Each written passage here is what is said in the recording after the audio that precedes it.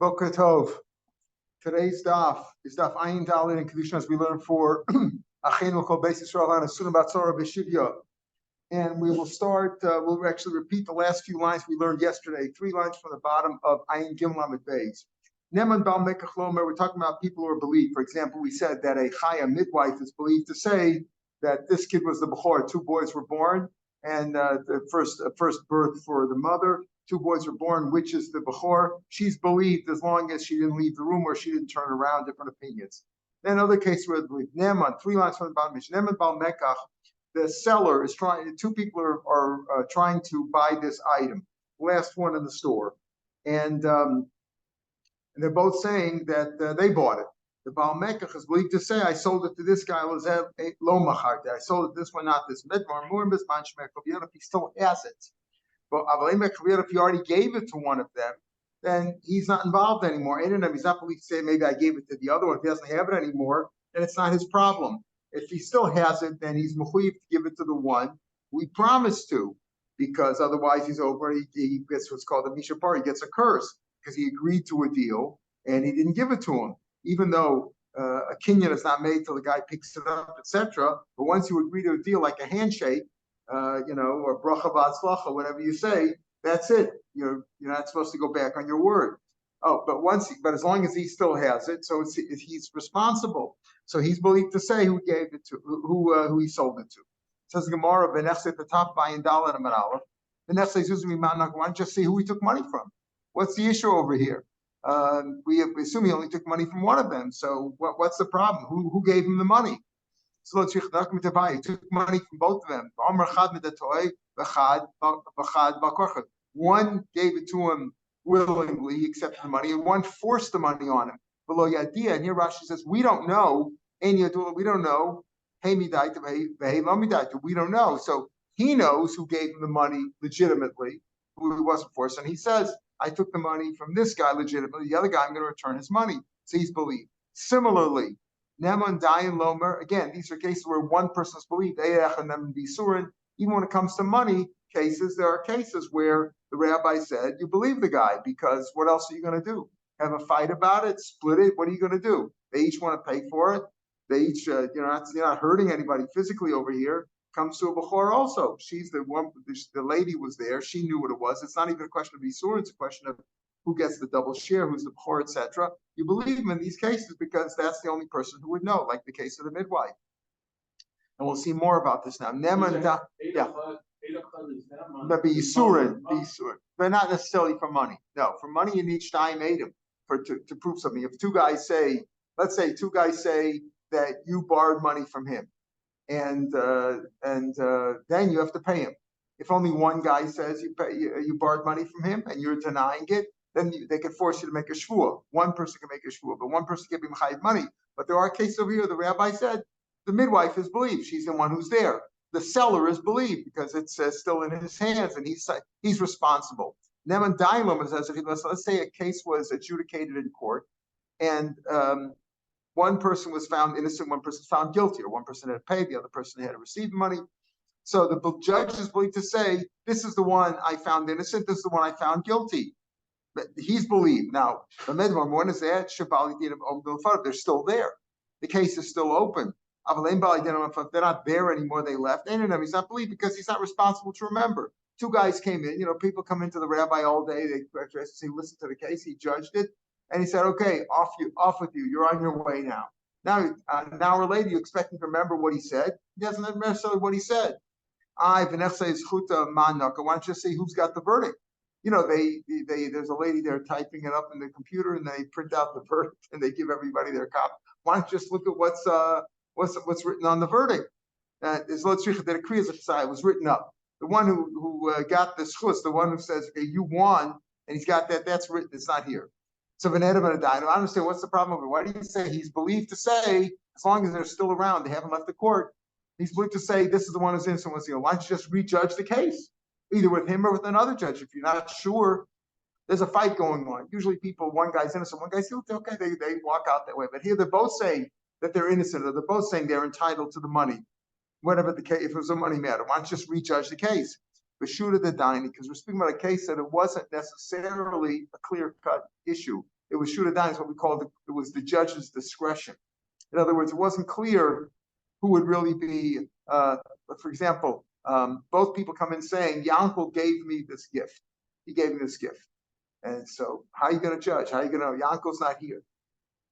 In that case, the judge has to use his discretion. Who is it more likely that Yankel would have given the gift to? It's foreclosure. So it's his judgment.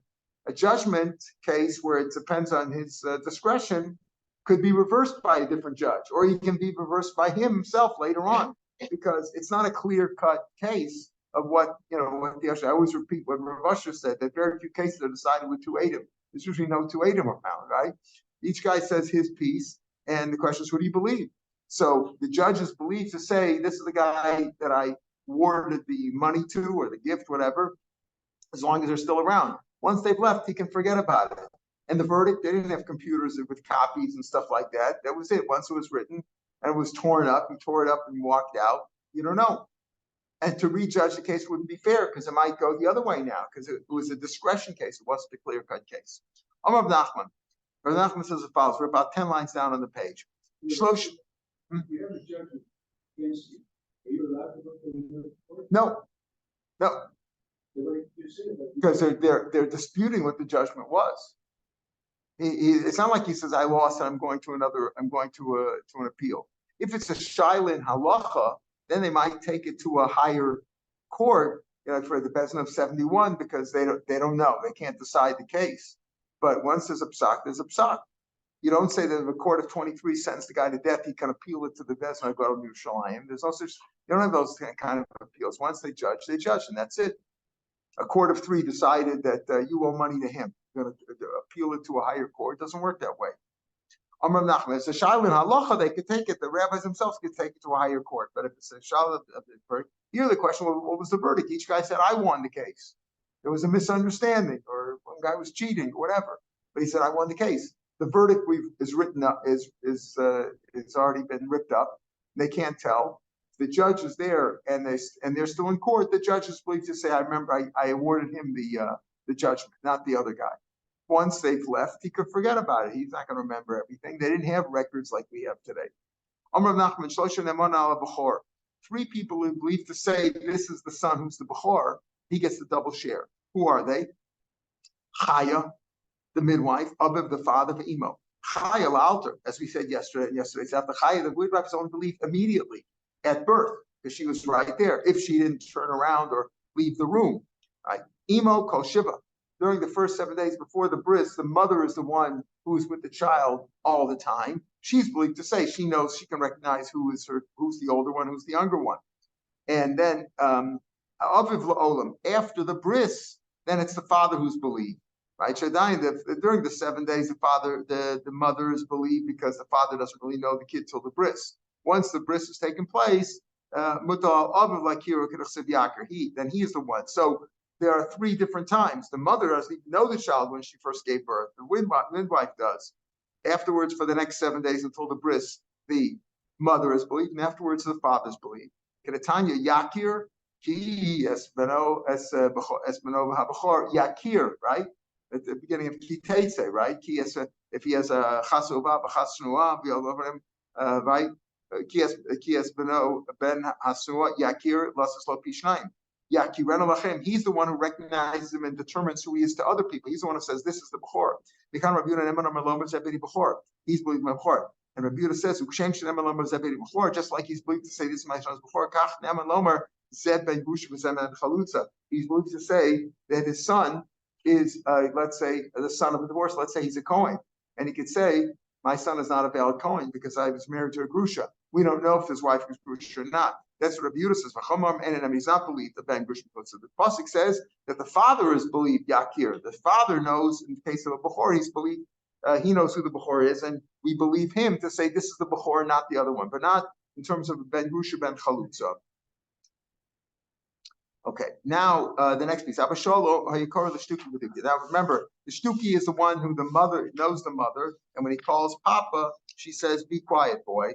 And then Abishol says, "Hey, you cover the shtuki beduki." He says the shtuki was called the beduki, the one who was checked. What do you mean by my beduki? Elim Shabbat can see me. We check his mother. Vomeris, and she says, "Lakoshin Avalti," that we check his mother. And if she says, I married a guy who was kosher, as I wasn't married to a mom's or something, that's nemanis, that she, if that's what it means, come on, this go like Ramulil, Tanin, we already learned that in Ksubas. We said that Tanan, Haisam will beres, we're going to have this also in tomorrow's stuff. Haisam beres, a woman was pregnant, right? She was a single woman, she was pregnant. So Amru, the Mati was over to say, you're not married. Whose child is this? Amr Lahem, Meish Ploni B'Koinu. He's from a fine family. Kohen doesn't mean he's literally Kohen, it just means he's from a fine family, and he's not a mamzer or a Nisin or a Garamoni or anything like that. She's believed. She's believed to say that the child is kosher. We don't live by her mouth.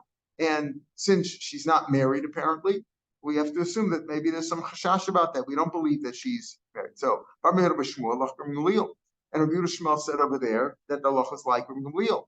So, what is Abishal telling me? He says, if you find a shtuki meaning we know the mother, we don't know the father is. Beduki, you check him out. Yeah, check the mother, and if she says the kosher about she's believed. Well, that's exactly what Rabbi Gamliel said before. We already had Rabbi Gamliel saying that.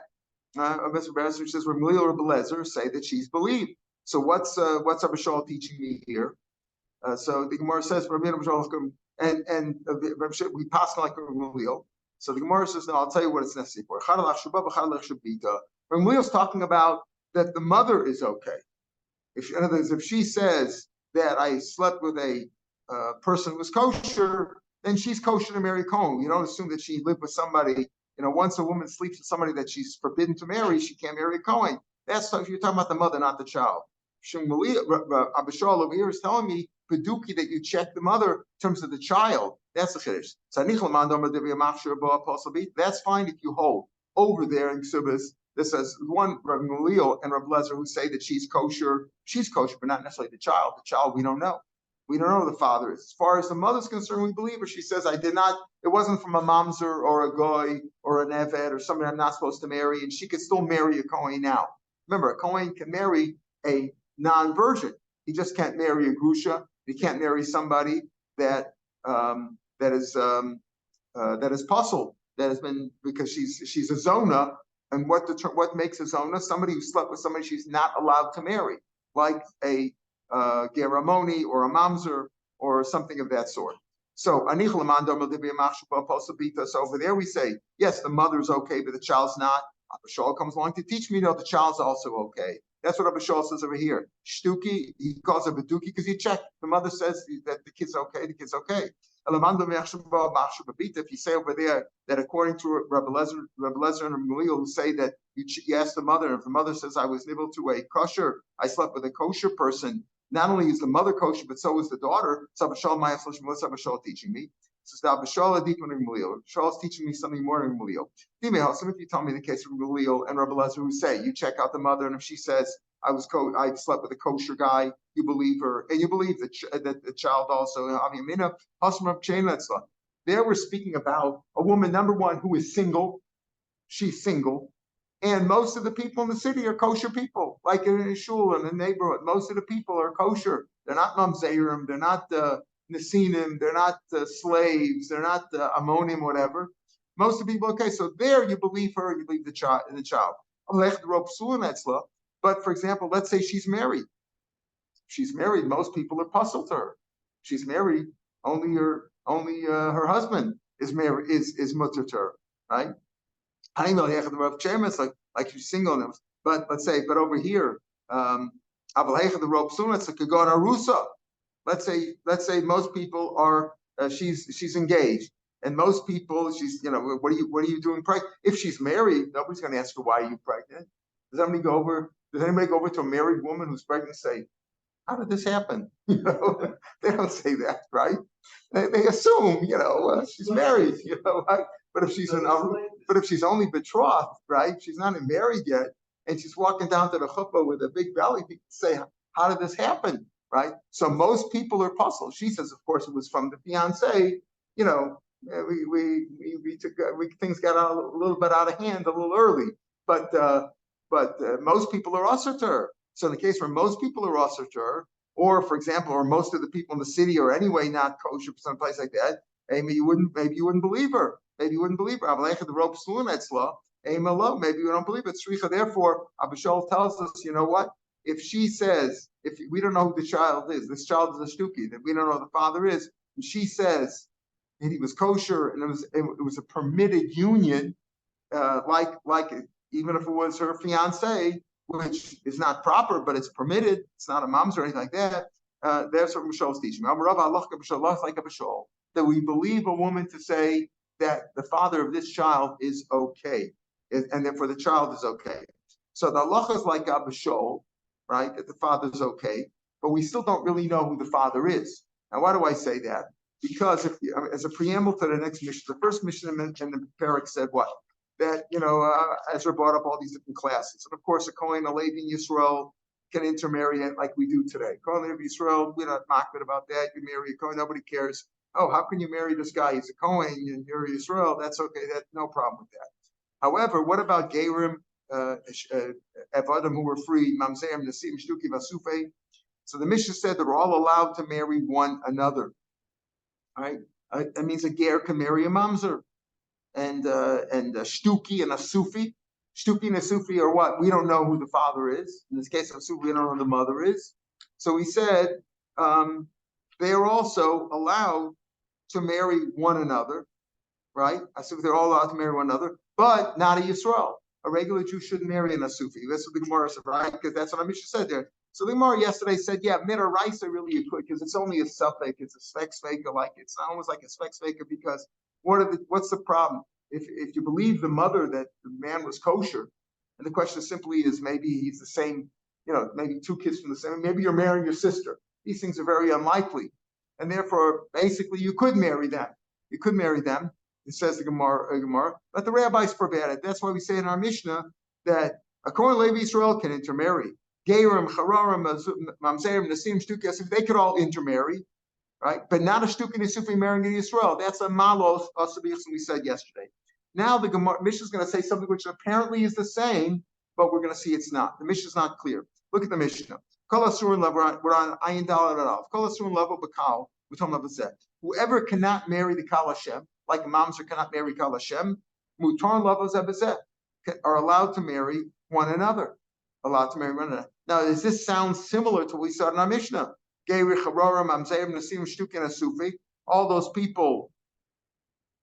All those people, well, a Ger really could marry Yisrael, right? But all those people who are not Kal Hashem, Kal Hashem love of Kal Hashem, Mutar love, as I've said, they're allowed to marry one another. Now, this sounds like all these people, Shtuki, Asufi, all of them, can marry one another. Isn't that what the Mishnah said? So it sounds similar to our Mishnah, but it's not clear. Rabbi Yehuda says you can't.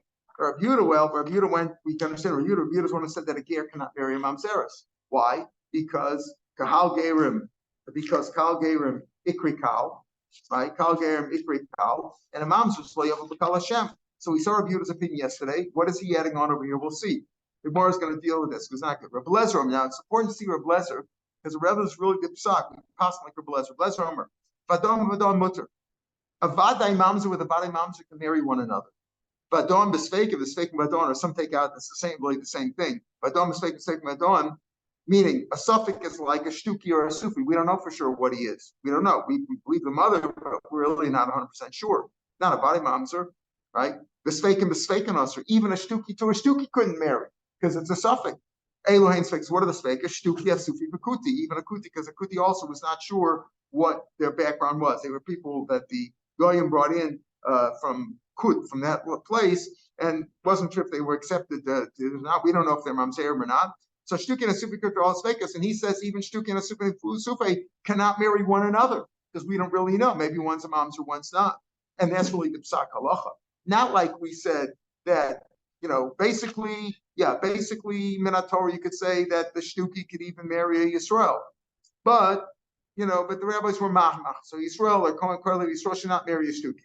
But the first Mishnah said that they could all intermarry, a Shtuki and a suffix, meaning a suffix, a Shtuki, a Sufi, Gerim, even a Ger can marry a Mamzer like the old, because Kal Gerim, Lo Ikri Kal. They can all marry one another.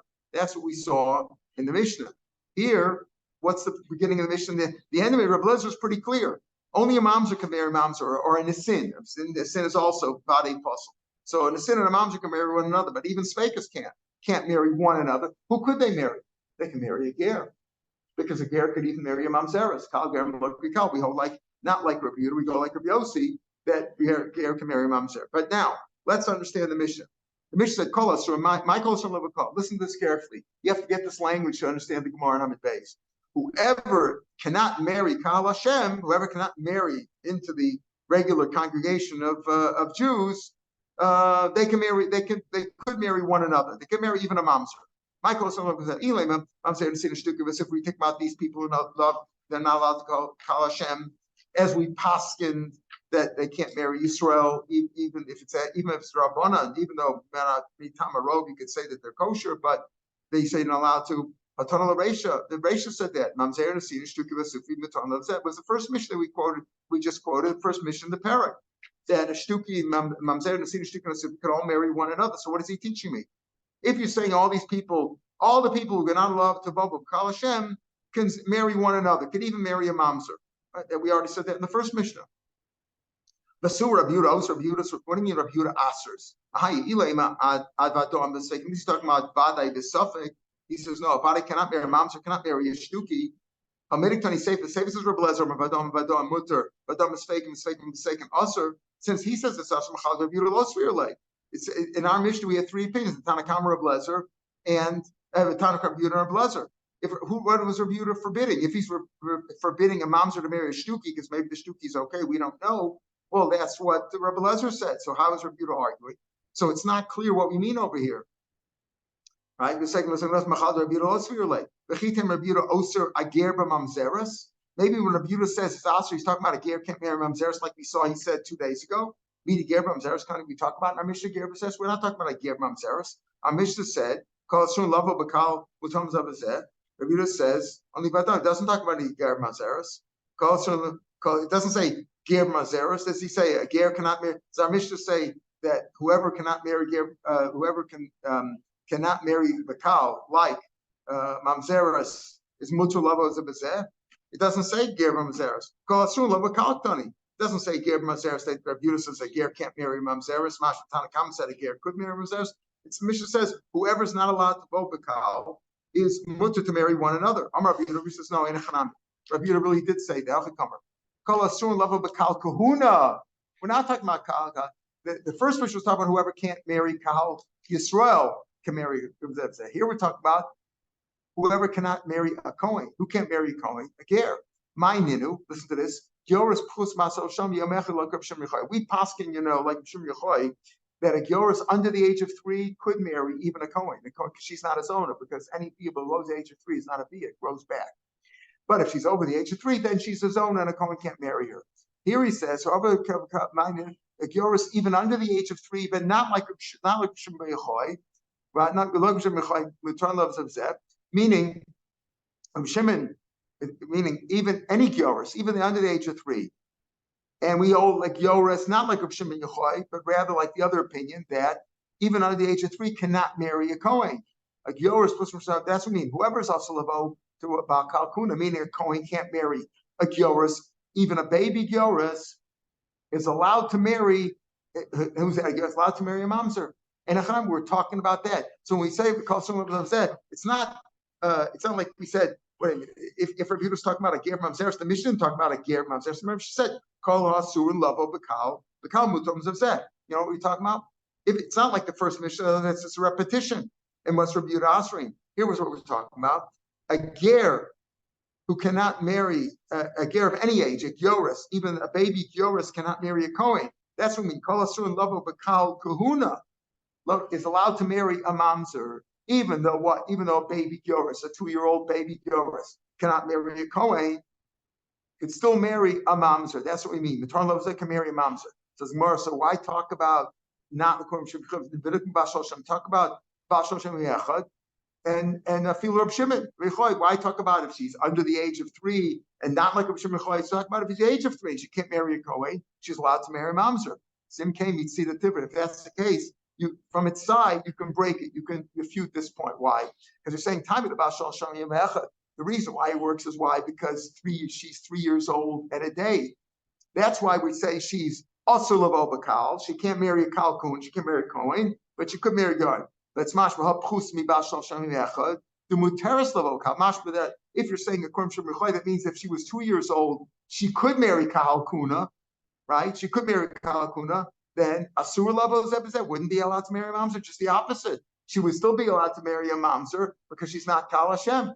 According to, right, even if she's under the age of 2, right, who's allowed to marry kalkuna, would she be also to marry kohen? She's still a yoris. A yoris can marry a kohen. A yoris is still allowed to marry a mamzer, right? That's what we're saying. The whole point of the mission was, if you can't love a bakal, you can marry a mamzer. You could intermarry. You can marry a mamzer. So what are we talking about? If you're talking about a girl, a yoris, who's 3 years old, and therefore she can't marry a kohen, right? She can't marry a kohen, so she's mutter to marry yoris. Mashma that if she could marry a kohen because she's 2 years old, she wouldn't be allowed to marry mamzer, but she would be allowed to marry mamzer anyway because kal gerim lo ikri kal, and she'd be allowed to mamzer anyway, so that wouldn't work. Okay, so you're saying over here there was that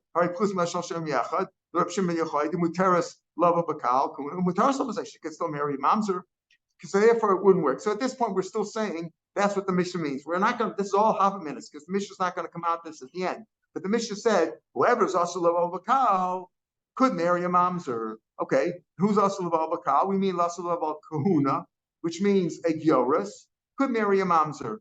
Okay, says is that a general category? The cholashim level bakal, whoever cannot marry a kohen, mutar and lavo, is allowed to marry a mamzer. I'll give you cases where somebody can't marry a kohen, but they could marry it, but they still can't marry a mamzer. Just because they can't marry a kohen doesn't mean they're allowed to marry a mamzer. What about all these women who are regular Jewish women?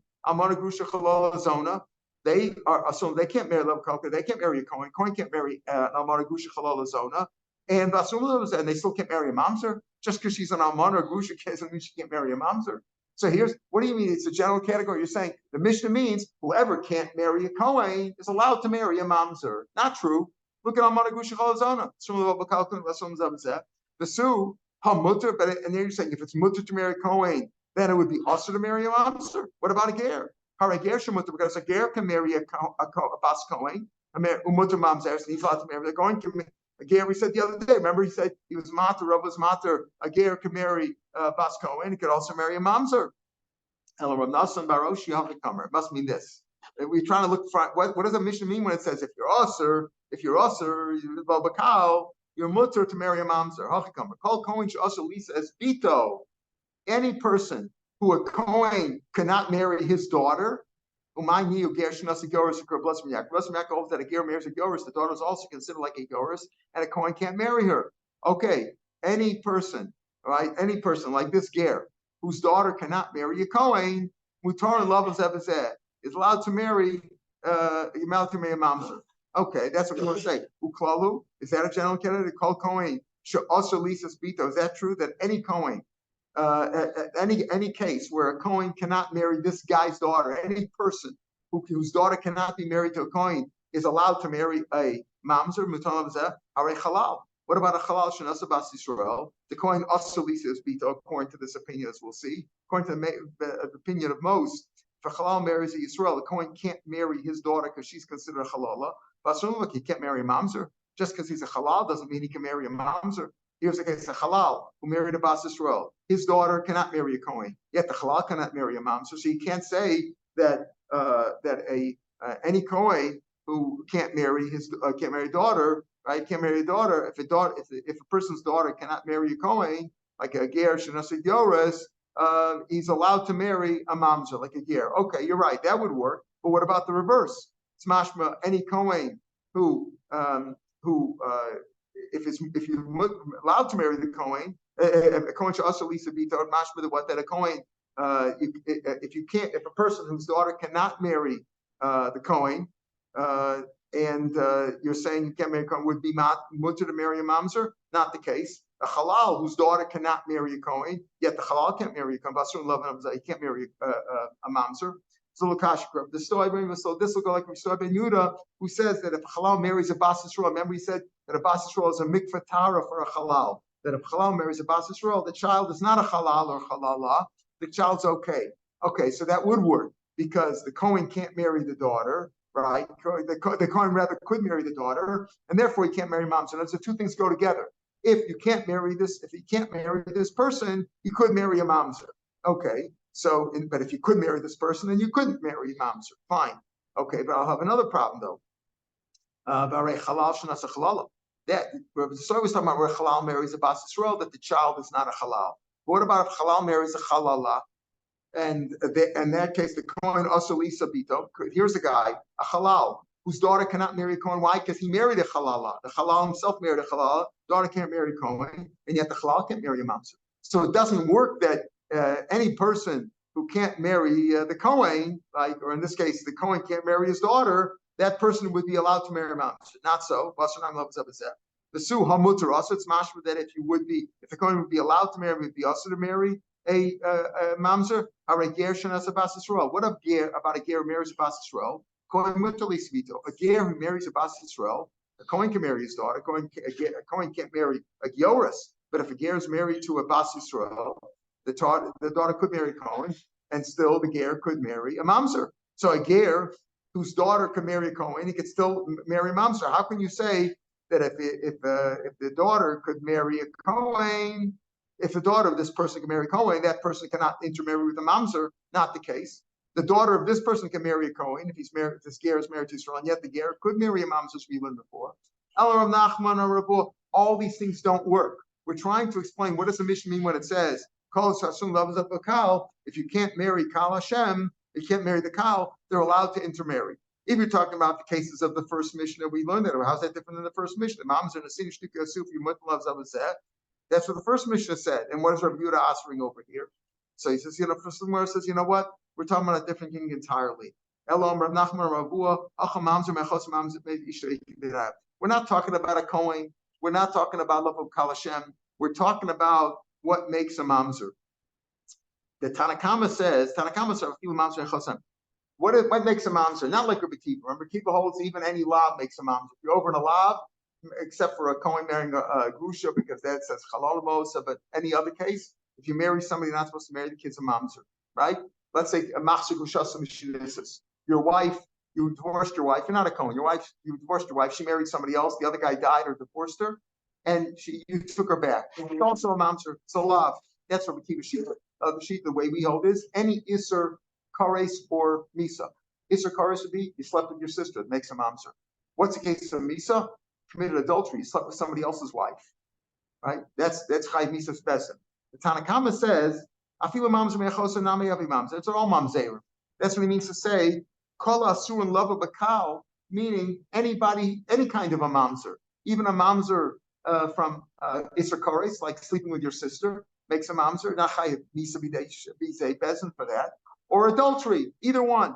And that's what Tanakama says. Mamzer also has a mamzer. It's all mamzerim. Any yisur like that, any yisur, even an yisur chorus also makes a mamzer, and they can marry, and that makes a mamzer, and the mamzer can marry any mamzer. Yehuda suffer no. They should just have a mamzer. Mechos love mamzer. He holds no. He goes if Rabbi Yehuda goes like the sheet that we'll see of Rabbi Yeshua that holds that the only time it's a mamzer is if it's chayiv misas bezin, like you committed adultery. But if you committed incest, like with your sister, then it's, of course, the child's not a kosher child, child's pagum, but it's not a mamzer. So he said, that's what he means to say.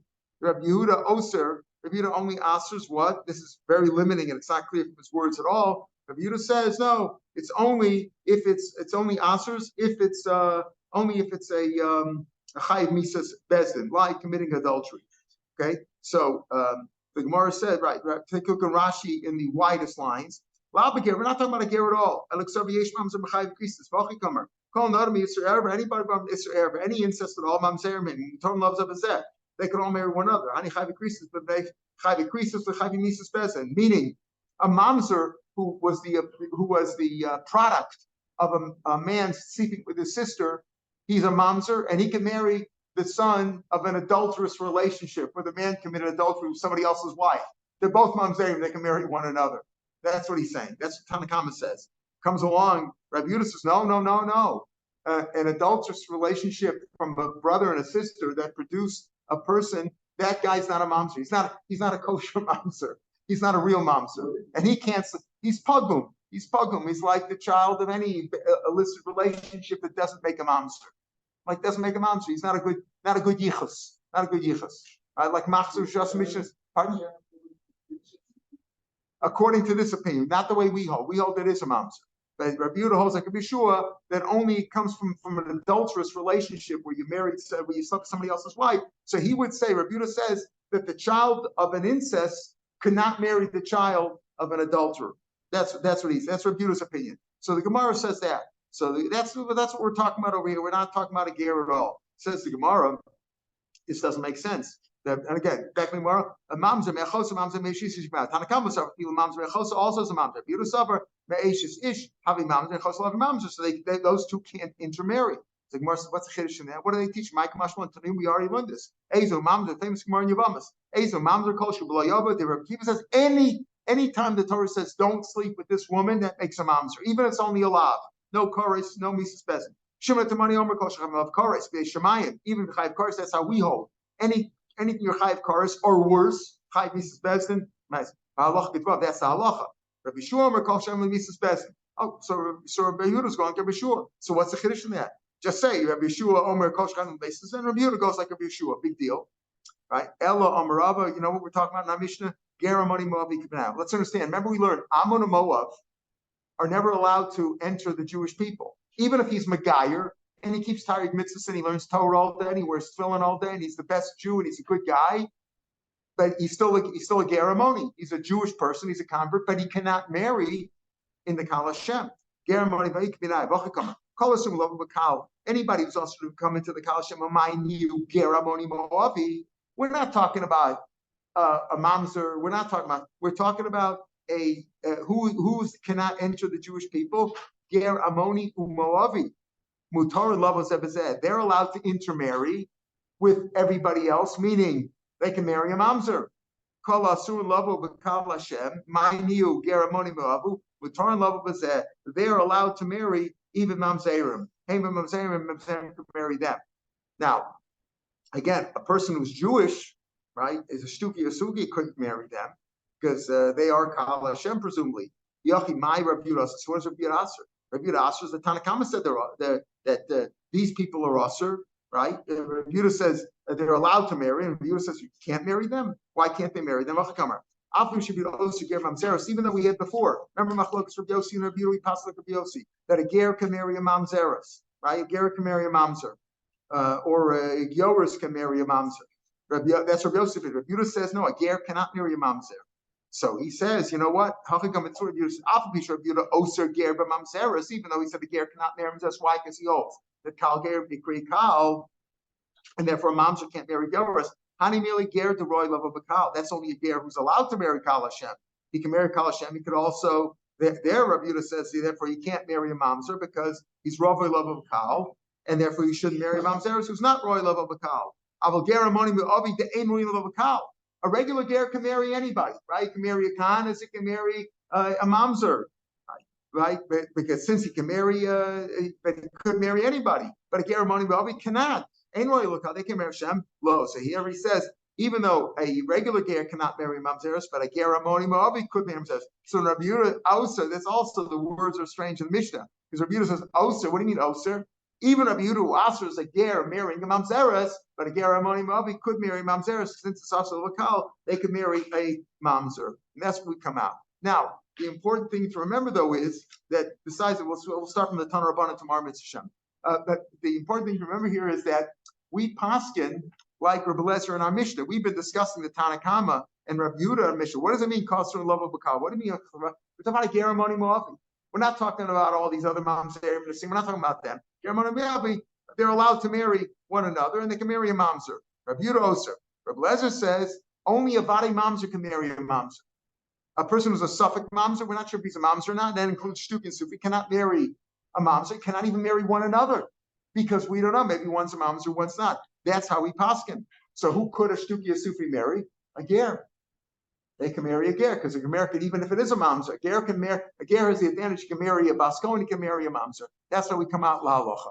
All right, we'll pick it up here tomorrow. Have a good day, everybody.